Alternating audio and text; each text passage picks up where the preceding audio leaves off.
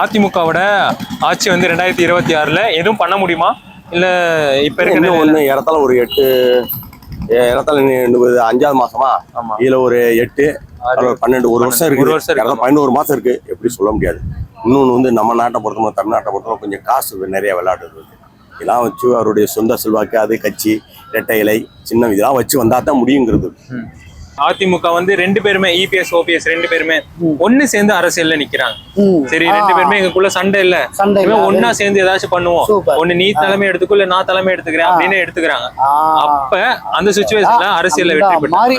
அந்த மாதிரி ஒரு சூழ்நிலை வந்தாதான் ஓபிஎஸ் இபிஎஸ் அந்த செங்கோட்டை இவங்களுக்குள்ள எந்த சண்டை சச்சரும் இருக்கக்கூடாது.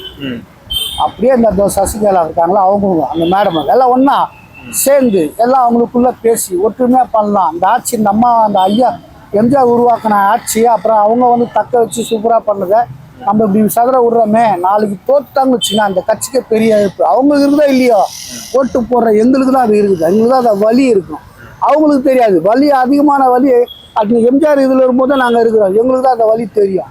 அதுக்கப்புறம் நம்ம 200 தான் நான் வேற இந்த பக்கம் வந்தேன். அதுக்கு மேலே நான் ஏடிஎம்க்கு தான் நடக்குது. என்னன்னா 2 பேரும் ஒத்துமையா இருந்தாங்கன்னா இந்த 3 பேரும் கண்டிப்பா திமுகவா ஏடிஎம்கே.